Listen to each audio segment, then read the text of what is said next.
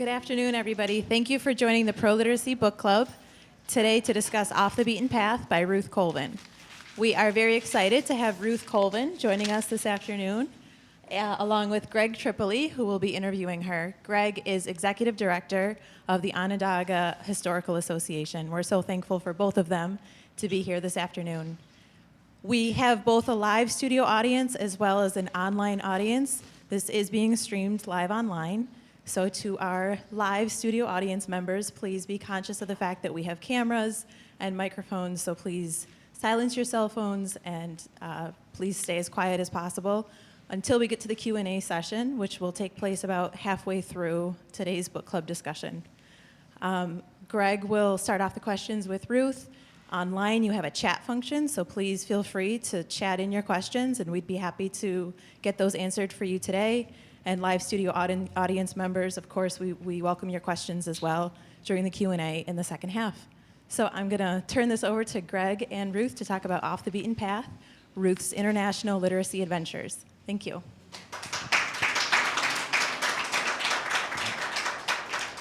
Yes, I'm 100 years old, and I've lived a fascinating life. But because Bob and I had the opportunities to travel all over the world, we met so many wonderful people. And these wonderful people gave us wonderful experiences. I wanted to share those experiences. How best do you do that? By writing a book. So that's why I wrote Off the Beaten Path. As most of you know, Bob and I visited 62 countries, and we worked in 26 developing countries, which gave us opportunities to live with the people and see how they lived. And we were invited by the International Executive Service Corps, by international religious organizations, by USAID, and by universities. It gave us opportunities that you normally don't have when you travel, so that we found it opened doors to us. I would be with people who have different cultures, different than we were, whose religion was different, that I knew nothing about, but I learned. And as I say, with people of various colors and cultures. Luckily, as I did this, because it was a long time, I kept detailed journals so that I could look back and be sure that I was right on these things. And remember, I had a simple camera, which I take. And remember, I'm 100. So that means we traveled from 1970 to 2005. Now, in those early years, there were no digital cameras, no iPhones, no iPads, nothing like we have now. And the only way to communicate was by letters, and it took months to get letters back and forth. Because we had these opportunities to live in Africa, India, Asia, all around the world, I know what it's like to be a minority. For Bob and I were the minority in most of these countries, with our white face and our white hair. Most of the people were hospitable most of the time, but occasionally we were rejected. So I've gone through a lot of it. But I've learned. I learned mostly from my mistakes. I made mistakes and I learned from them. Life is different for each of us, depending on who you're born to, where you're born, or what opportunities you have in life. And having worked with people who lived in poverty all of their lives, with religions that I know nothing about, with cultures that were so different than mine, I soon found that what I was doing, I was looking for similarities rather than differences. I'm a people person. I like people. And so the book that you've read, or I hope you'll read, is from 9 countries, and it's 93 stories of people around the world that have touched my life. Showing our commonalities, to me, brings people together. And bringing people together, in my view, is one way to bring peace to the world. Hi, Ruth. Hi, Greg.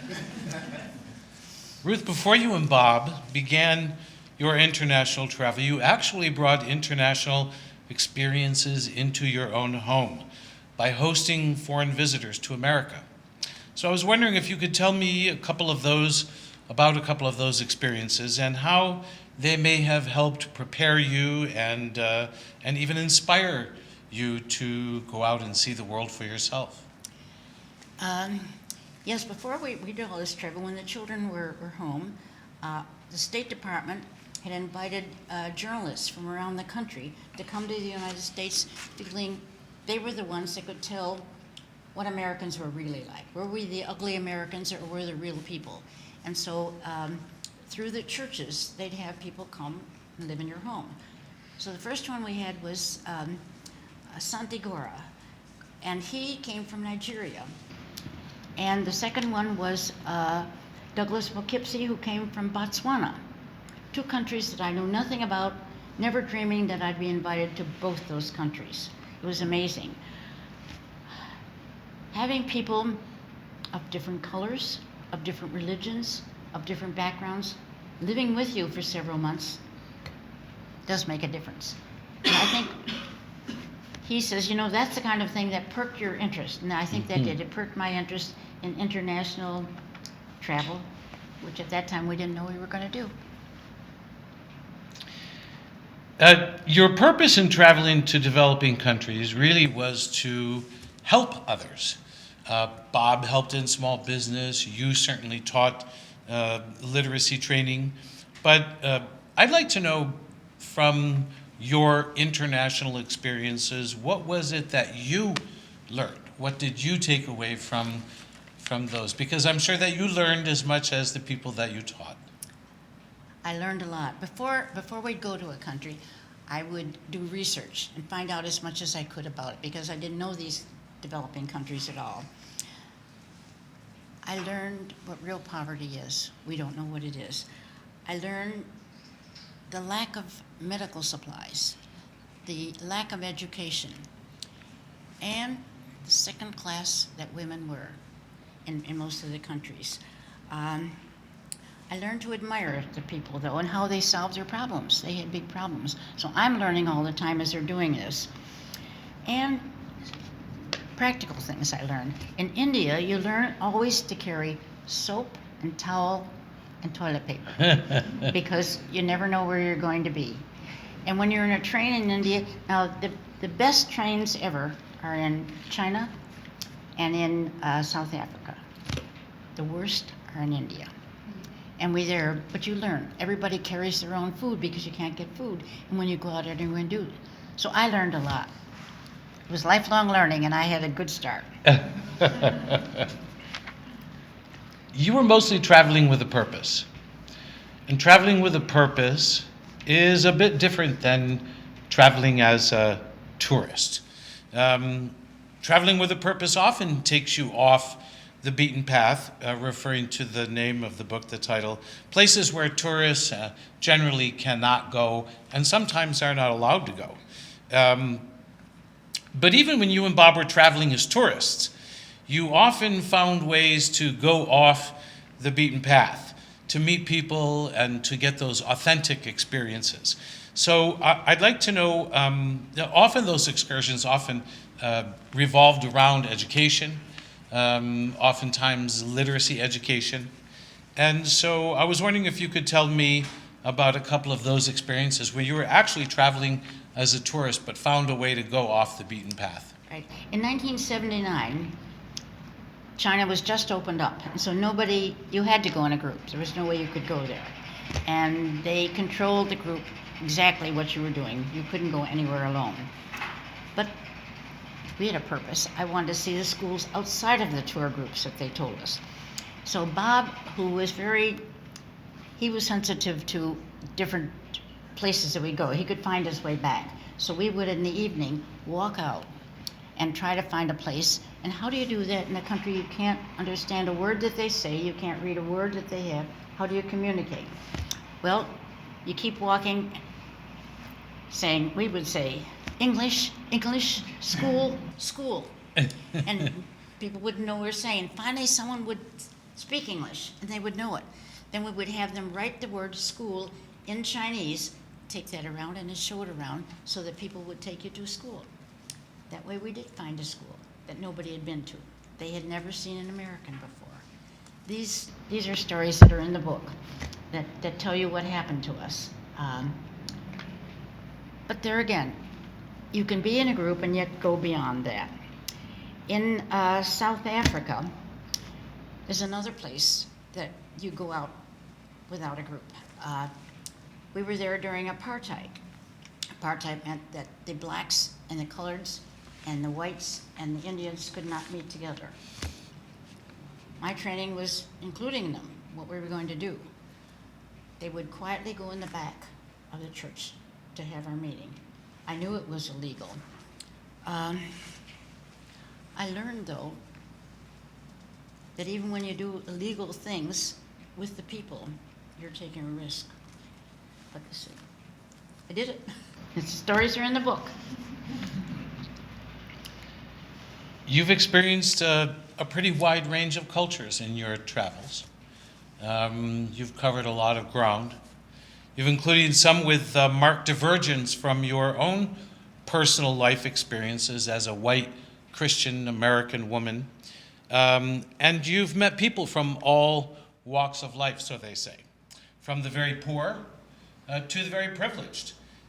What were some of the extremes of those examples from the people that you met, experiences you've had? Swaziland, I think, was one of them. I had never even heard of Swaziland. But Swaziland is in southern part of Africa, and the stories are in here. It's a polygamous culture. Now, I had never lived in it. I knew what a polygamous culture was, but I'd never lived in it. And when most of the people have 4 or 5 wives of men do that were in the class, also their king. Their king had 8 wives. And this intrigued me. I didn't know how would they get along. Well, I learned that because there were 8 wives, and one of their sons is going to be the next king, but nobody knows whose son it's going to be. So they're nice to everybody because they might be the mother of the next king. So even polygamous cultures.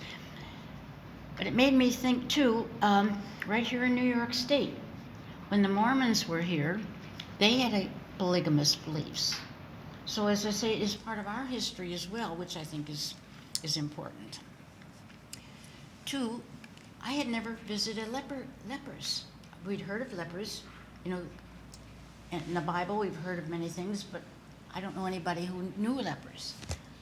I visited leper colonies there and found wonderful people. I also visited jails. I've been in jails here, and I can see, but really, our jails are wonderful compared with the ones in Africa. But the one thing that got me was, in Africa, if you were in jail, it is assumed that you are guilty. You have to prove your innocence. Just the opposite of here. So I learned a lot as we traveled. And as Greg keeps reminding, not all of them were the poor things, some of them were the wonderful things. On a plane going in, I met the Swami Hari Har, who is the head of all the Gita ashrams. Gita is from the Hindu religion in the world. And you met him. Bob actually started speaking with him, right? Just picking up a conversation, and turns out he was a pretty important guy. Well, yes, he was. I didn't even know what it was, but as we talked, he said, "But I know you," and I knew I had never met him before. And he said, "But you're my daughter. I met you 500 years ago. Remember, they believe in reincarnation." That was all new to me too. So this is what. And so he said, "When you go to India next year," I said, "I'm not going to India next year." He said, "Yes, you'll be invited to India next year." I was invited to India. "I want you to come to my International Gita Conference in Jodhpur." Jaipur is the one you hear about all the time. You never hear about Jodhpur. Jodhpur is the plane would only go in once a week. So we knew we'd be there a week. But you're in India, so we bring our toilet paper, our towels, and so we're well prepared. And we get there, and we meet the Swami, and he is ready in a tent that holds 5,000 people. So he said, "But before we go on the stage, you may want to go where you're going to stay. Well, Bob had looked around to see if there were any places that it was very poor that we could find. Where do they bring us? We're the personal guest of the Maharaja and the Maharani in a palace, me with my toilet paper and my soap and towel. Absolutely wonderful. Wonderful people. So these are stories I want to tell you of the extreme wealth and the extreme poverty in the world. And you find both of those pretty much in India. Yes, you do. In each The extremes country, of both. you see it in every country. Yeah. Sometimes there are few wealthy, sometimes there are tremendous wealth, but there is in India tremendous wealth and tremendous poverty. And in front of all those 5,000 people, when he was ready to begin, you didn't really need to find a seat for yourself, did you, Ruth? He had me on the stage there again with the guru to the king of Thailand. See, this was amazing to me, the opportunities that came. And luckily I had my camera, so I took as many pictures. Like one way that I did show, I hadn't written the book until I wrote this one. When I came back, I wanted to share it. So I would have an hour slideshow. And anybody, we had great audiences to share what I'd learned, because it was lifelong learning. But it still is lifelong learning. Ruth, you mentioned that you learn as much from your mistakes as you do from your successes. You admit that you're a risk taker, but generally they're very calculated risks. Looking back, though, when was maybe a time when you went a little over the line? We were in Zambia, Africa, and they had a library, supposedly. It was just a shack, but of course I'm mostly interested in books in the library, so I wanted to see it. I got there are no books, but there are a bunch of papers on the table, and they were all communist literature. So I said, well, why do you have communist literature? Why don't you have books? And they said, nobody sends us books. If Americans would send us books. So then I came back and tried to get Americans to send books there to show them.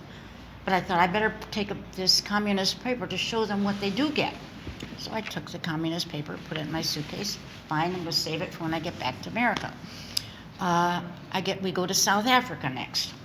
And as I'm telling my colleagues the story, that I had this communist paper that I was going to show to encourage my people to send books. They said, you have that in your suitcase? And I said, yes, I do. I was proud of it. And they said, we know that the government is apartheid, is watching you and keeping track of you. If they look in your suitcase and find that, you will go to jail. Well, and that made me realize a mistake that I made. Sometimes you have to check on the laws as well as the culture of the country before that. Needless to say, I didn't want to give it up. So I took a picture of it, and then we burned it. So I didn't go to jail. But that's not the only time, right? I mean, I was reviewing the book. Of course, I've read it. You passed a note at one point onto I think it was in apartheid. No, it was in I can't remember. When you kept a note and put it in your belt and brought it to someone who was under house arrest, basically. That was in I'd forgotten about that one. That was in South Africa, and Byers Naudi. That's right. Byers Naudi was a head of the Afrikaans church, and he was opposed to apartheid. And so the apartheid government eventually banned him. Banning means that you can only go in your house. Kind of like house arrest. Like house arrest. And could only see one person at a time. Mm-hmm. And so I got a chance to see him and to come visit him, but I knew that they were going to be checking me, and I could see people around that they were. So what do you do? Because they're going to take your things. So I did. And someone had passed a note to you to pass on to him that you knew probably wasn't for general consumption. And so what do? You have pockets, or you have in your You stick them somewhere else where nobody else is going to look. And I did get it. I did get it to him. I'd forgotten about that one. You're right. You're right. And he promised he would destroy it as soon as he read it. Yeah, Did you peek at it, Ruth? I did. Yeah, okay. I did. There again, you learn the hard way. I may be passing some information on that I shouldn't be passing on, so I did check. It was just a good general letter. Ruth, you and I have discussed a number of times the overwhelming desire of people to learn. One thing that we see throughout the world, universally, this desire of people to learn. And the fact that not everyone has the same opportunity to learn, or the same opportunities, period. As a woman who comes from a long line of very strong women, and who grew up in and often experienced the issues that are associated with living and working in a man's world in America, do you feel a special connection to the much more severe plight of women in developing countries, particularly with regard to their access to education and to opportunities in general? Very often, if children are allowed to go to school, they usually send the boy, not the girl. And I think Nigeria was one place that I learned. I was sent to talk to an international conference here. I was sent by Rotary, and Rotary, the only thing that they required is that I live with a Rotarian family. Well, that's what I want. So that was perfect. So I lived with a Rotarian family, and the man insisted that would I be on television with the leader of, there are three major states in Nigeria, and Igbo is where we were. Would I be on television with him? I'd be glad to. So I did. And we had a wonderful time on the television, and we did what we were supposed to do. And at the end, he said, "What do you think of better life for rural women?" I said, "Well, I believe in that." No, he said, "What do you believe in the project, Better Life for Rural Women?" I did not realize here we were at an international conference, and nobody knew about it in the whole conference. And I said, "I've never heard about it." He said, "You've never heard about it? You've got to meet my wife. She'll take you." So his wife comes dressed with her beautiful ghillie, which is a hat that they wear, in this beautiful outfit, and with a car with sirens coming and guards coming and take us. And they took us to the rural areas. The three top women, wives of the heads of the states, had suggested that their women were not getting help enough in education, but in projects. They do the work, but they got nothing for it. So she said, we will give finance, small groups of women, if they will show the project that they're going to have and do the project, but then they must pay us back so we can go on. I thought, this is wonderful.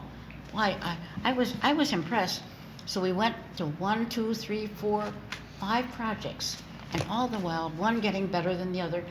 Women who had no education, who do all the work in the field, who take care of their children, who do everything we're doing. I said, but what has that got to do with me? I mean, I was impressed. And they said, literacy is the next project. They've all got to learn to read, because they've got to, in order to do this, they've got to keep records and keep track. And they can't read and write, so this is why literacy is one of the important ones. I was impressed with the strong women in Nigeria. In nearly every country, the women are the bottom, but they're seeking their way up. And that's not all that different from the history of our own country, as we know.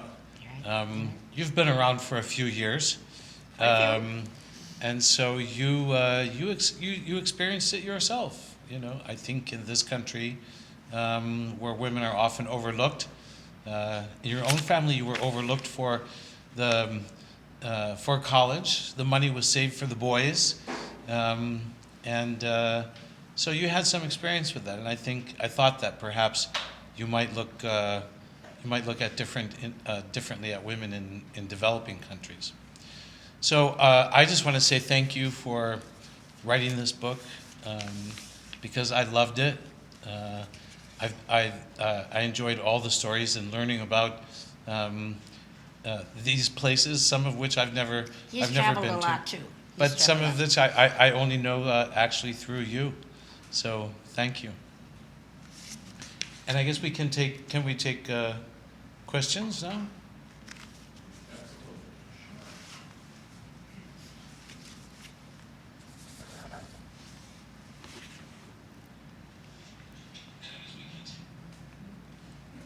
Have you all read the book here?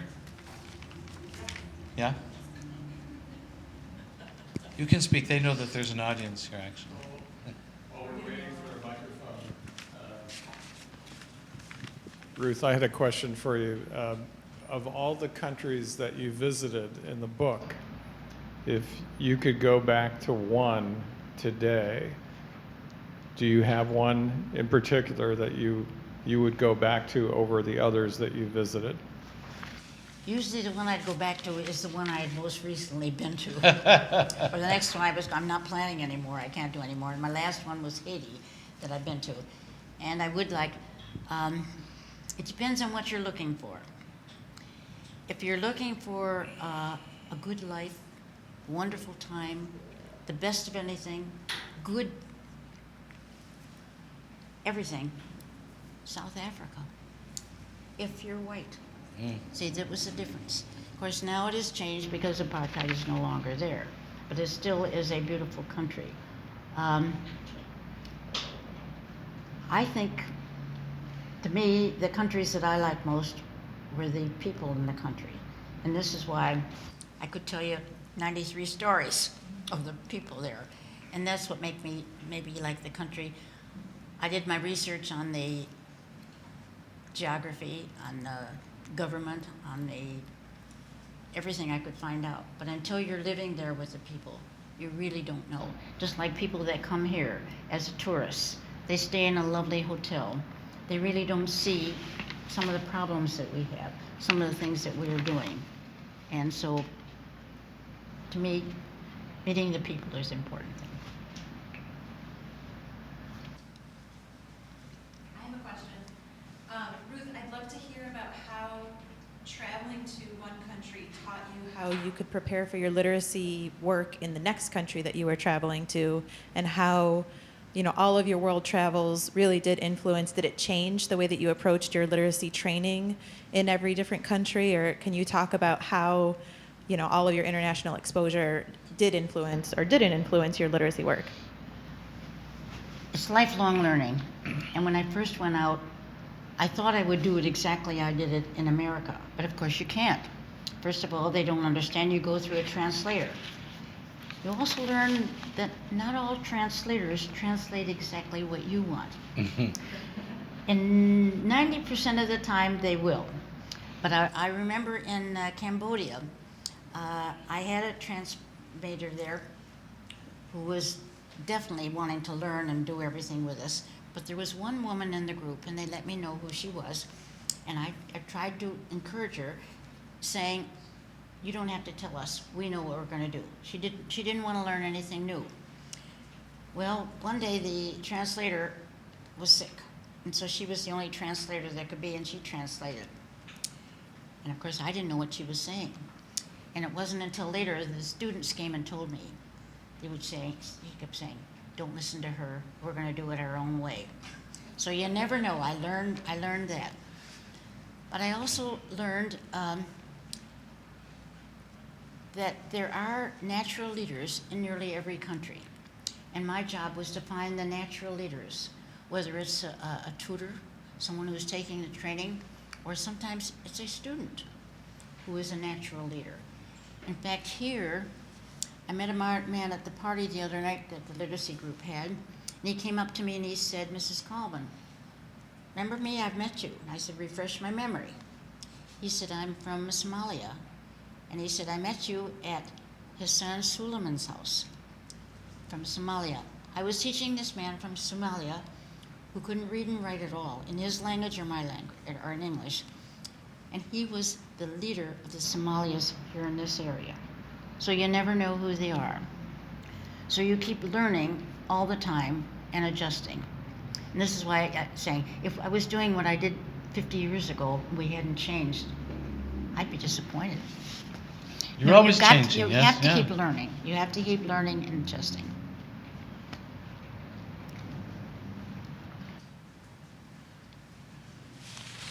Ruth, I know often traveled with your husband, Bob. What role did he play in traveling and also in teaching and in assisting you? In fact, very often they think that all the travel was to me.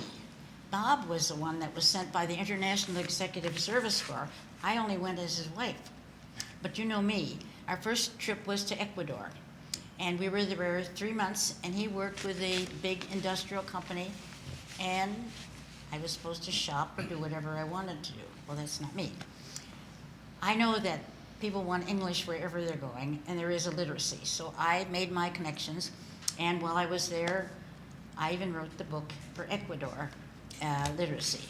And because I also acted as secretary, and so I sent his reports to the International Executive Service Corps, but I also sent reports on what I was doing, because I thought that was good. Well, they said fine and all. We were again back, third trip we went on. By the time we went to the third trip, we were in Turkey. We got back from there, and they said, they invited us to come to their office to tell their people what we were doing. And so it's a good chance for me to say, they only had men in the International Executive Service Corps as their co-executives, as their executives out there, and only in industry. And I felt you have to have women, because they have something, wasn't heard, but they needed education, because industry was no good unless you had an educated country. So we went to New York to do the presentation. I did that. Nobody listened to me. So I'm going down the elevator, and Bob and I are going down the elevator when it stopped. And it stopped at one floor, and a gentleman got in, and he looked at me and he said, obviously you are an executive that went to one of our countries. He looked at Bob and he said, I hope you enjoyed it. Bob said I did. He looked at me and he said, I hope you enjoyed it. I said, no. He said, oh. And I said, you may have heard of Literacy Volunteers of America. He said, yes. I said, well, I went there as a woman, and I said, you need educated societies to be there. He said, stop the elevator. We stopped the elevator. He was the head man of the International Executive Service Corps. Needless to say, that started. I was a co-worker, a woman that was sent with Bob the next time, and we had education. So you never know when you're going to do that. Bob worked mostly with small business, and there again, in small business you need basic literacy as well. So the combination was good that we worked. He was very popular because he was working in finance with the young people, whereas I'm working in teaching, which is harder. But it was a good team we were. Hi, Ruth and Greg. I'm June. When you go to another country and you're trying to teach the language, are you teaching their language to them, or are they trying to learn English? And what if they don't have a written language? How do you go about, like, where do you start? Right. There again, depends on who invites you and what they want. They've done their research on what they want. If they want English second language, then I can start that. But if they want native language literacy, that is harder, and I have to write the books for it. And I've done it in Papua New Guinea, I've done it in Ecuador, I've done it in Madagascar, and so forth. You have to have a translator, and you have to work with the people. Because to me, it's a learner-centered. We do that with our students, it's learner-centered, but it's also in the country, the way they're learning. So this is where you learn the customs, you learn the dress. In my books, I have pictures of the native people. Where do I get them? You find a local artist who will do that. So the whole thing is adapting to the culture and the words. The hardest ones are those like China and Russia and Cambodia, where the symbols are not Roman letters.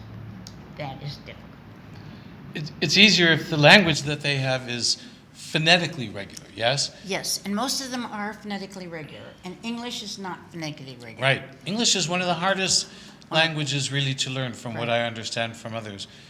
I think one of the things that I noticed also that's difficult when you're teaching literacy, particularly in a country that does not have a written language or that doesn't have a language that's been written for very long. The problem that you have is if people learn to read, what do they read? There's not a whole lot of literature or of books that are available in a new language, in a new written language for people to actually practice. That's why our people that are in literacy know of that we ask them to tell us what they're interested in, so that they are writing the books. We write them down, but it's their ideas, language experience we call it, so that we do. Not in this book, in the book I'm writing next, there'll be a story about the Crew Coast in Liberia, and this is where a woman who went, there was no written language, and she had This to was learn Nancy? Nancy Yeah. Lightfield. She had to learn the language and then learn to read and write it. So this is what they're doing, and they've done that a lot in Papua New Guinea too. And then create the materials for people to be able to read so that they can then study. And where do you get the materials? From the people. Get their stories. Right. Get their stories. Because you don't want to write what you think they should have. You find from them. This is where I learn so much as you're going around. Would you say, Ruth, that the learning centered approach is one of the more unusual features of the approach that you have taken to teaching literacy? See, traditionally, all of our education has been teacher approved because the teachers have the material and we're going to work on that from their curriculum and so forth. And instead, we've chosen to say it's learner centered, because if I find out what you're interested in, I adapt my lessons to those. It was very interesting. Read Santa Clara in California. I was with them recently, and they have a book club for their tutors and students. And what did they start with? Off the Beaten Path. I was amazed. I said, well, that's not for beginning students or English second language students. And they said they're all learning. And what they did, they had me on Skype to do it with them. But what they did, they had the students tell them which country they wanted to study first. So they were going to study China first. And then they said, is there anybody here from China? So they talked about that. And they wanted to read the stories of China first, of people, get them interested in the country. After they would read the stories, and the students that could read would read a paragraph at a time. It was fascinating to hear them, the questions they had, and then after that, they went to the map and looked where it was. Now in our schools, they find out all like I did, the research I did, instead of finding out what the people want first. And this is exactly, I think, what we're trying to do, is to say what the learners want. That's what they're interested in reading. Sure makes it more interesting to learn if you're learning about something that interests you. And the chances are, in Kitwe-Sama, where I told you was in the prison, these prisoners were standing there, and I was trying to teach them, but what do you do? So the first thing I said to the translator, I said, ask the men what they're interested in. And he looked at me and he said, you're supposed to teach. And I said, ask them what they're interested in. So he asked them what they're interested in. They had never been asked what they were interested in. They were always told what to do. So they didn't know what to do. But finally, they got talking among themselves. And five of them said, ulimi. That was the word for farming. I put it up. I said, anybody else interested in through the translator, what you're interested in? One man raised his hand, he said, woodworking. The other one says, dancing. That's what they were interested in. And I said, okay, that's it. We're going to have a vote. It's one man, one vote. They all laughed. In our country, it's not one man, one vote. But in this class, it's one man, one vote. They voted ulimi, farming. And I said, you know more about farming than I do. See, very often your students know more than the teacher. And the same thing, I found that around the country. So it's lifelong learning, and I'm just trying to share what I've learned. Make your own mistakes, don't make mine. Ruth, it wasn't too long ago that you were showing off your new iPhone, and I'm wondering what your thoughts are on technology in terms of not only its effect on travel, but its effect on learning. Absolutely. If you're not adapting it, I have an iPhone, I have an iPad, I have 3 computers. If you're not adapting, you're losing behind. We've got to change and adapt to all of them. Absolutely. The young people who have a phone now, they can talk into it. Very often they can't read. There again, but there are things that they can get to help them read, and this is what we want to help them do, right? Ruth is better at technology, way better at technology than I am, that's for sure. She puts me to shame. So, Lifelong learning. Wait, as long as when you're my age, you'll have it. All right, well, thank you, Ruth and Greg. Oh, do you have another question?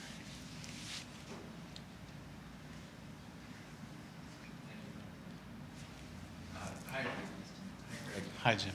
Thanks for doing this. Ruth, what you were telling the audience, excuse me, about having a content issue with your students, you always have to make sure that you don't want to talk about hockey or American football with your students. You want to talk about what they like to talk about, what they already know, and that really causes them to be extremely productive in conversation, and it's one of the most enriching experiences that I've also experienced as a teacher. Really learning when I taught in Uruguay, you just would learn everything because they would tell you from the ground up every part of the culture.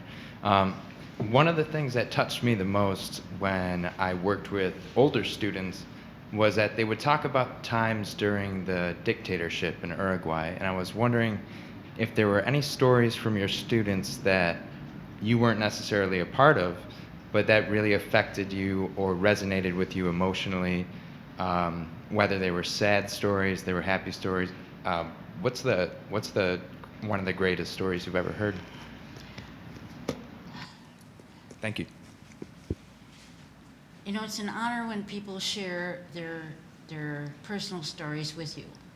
And I'm very careful not to repeat them because it is a sharing thing. But when they share them, and you can relate to them, you relate to all people who have similar problems. And I think it's very good. I'm teaching a student right now who is from Jamaica, who can't read and write at all. And he may have learning disabilities because it's going to be very slow. But I'm going to have the patience, and patience is not one of my virtues, to do it. And he is sharing with me some of the experiences that he has. That opens doors to me as to what I can do and where I can point to help him. So you're right. I think that's one of the advantages of each of us that are teachers, that we are honored that our students will share with us. Thank you. Before we close, Ruth and Greg, can you give us a little bit of a sneak preview about what's coming up on your next project that you're working on together? No. Please. Yeah, sure. Actually, I'll say a little bit about it because Ruth was talking about sort of another version of Off the Beaten Path, or sort of volume 2.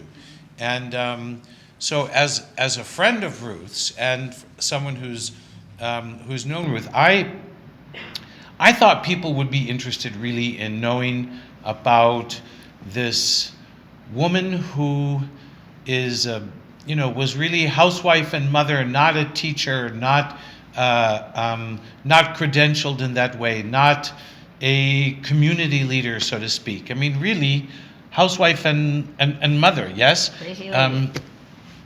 From suburbs of a post-industrial mid-sized city. How someone like that does something like this. Like Literacy Volunteers of America. How does someone go from that to to this and creating really what has become the largest voluntary literacy organization in the world. So I was more interested in learning what made Ruth tick. What was in here? What was in here? What were the things that made Literacy Volunteers of America and pro-literacy what it was? So, and really to know that, you need to know what were the experiences in Ruth's life that made her the woman that she is. And so I thought it would be interesting for us to learn about Ruth's life and the sort of experiences that she had that created this woman who created this organization. And so Ruth is a very reluctant partner in this because I wanted her to write a memoir. I wanted her to tell us about the life experiences that she had and how those experiences contributed to the woman that she is and to the things that she's been able to accomplish. Ruth is not one who looks back. But I said, Ruth, you're 100. And now it's about time to start, looking back a little bit. And we've had fun doing it, I think. I have found that it's true, that there are many things in my life that I didn't realize that did affect this future life. One of the things you'll be interested in, because in the International, he said, what was one of the first things that you're from Chicago, this little suburb, internationally. Did you know any international people? No. Did you know any people of other religions? No. Did you know, what got you interested? We went back and back and back and back. And my father died in 1929 when he was only 38. And I'm the oldest of 5 children. And there was no will. The three brothers had 4 businesses, but they had no will. Nobody had a will in those days when they were 38. And so the whole thing was we were left alone in 1920, my mother taking care of us. My job was, my mother couldn't drive, so we couldn't go out on Sundays. My job was to take care of the children on Sunday afternoon. I was 12, 4 younger ones. I did the crayons, I did the comics, I did all that I could. Finally, I'm getting discouraged. And so finally, I pulled the globe out, and I said, with all the authority of a teenager, I told each one, spin the globe, close your eyes, and point to a spot. You are going to go to that spot, so I want you to go to the World Book and study it up. Well, I don't remember what they did, but I remember where I hit. I hit Hyderabad, India. I had never heard of Hyderabad, India, little knowing that 40 years later, I would be giving training in Hyderabad, India. And this is what he says. He said, things that you did early influenced what you're doing now. So that's the project. It's sort of a memoir that has examples from Ruth's life about things that examples of things that happened early in life that have affected her later on, and it has about 50 stories internationally because traveling was a big part of our lives. So when is the book and the movie coming out? we don't know. We're not baking a cake. We just take it. We meet regularly, weekly, and we go through and keep writing and keep writing and keep adding. And pretty soon we'll get to the part where we start editing and shaving it down. So it takes a long time. And I had been working on that book, and I had it done with only international stuff for 3 years before I met him. So we're taking that, but he's adding the other things and using them as illustrations. And of course, I'm working full time, so she pretty much shows me up. She makes me feel like a slogger, and so I don't go as fast as Ruth does, but it's moving along quite nicely, actually. I think we can all relate to that. Ruth is ahead of all of us most days. Well, I want to thank both of you for joining us this afternoon, and to our audience online, Thank you, Ruth Colvin, for doing all that you've done, founding LVA, for merging with Lawbox to create ProLiteracy, for sticking with us for all of these years and staying on our board. We love you for the remarkable woman you are and the inspiration that you give us every day. And Greg, thank you so much for interviewing Ruth and pulling all of those nuggets out of her and continuing to work with her. We look forward to the new book whenever it comes out. So thank you, everybody, for being here. Thank you.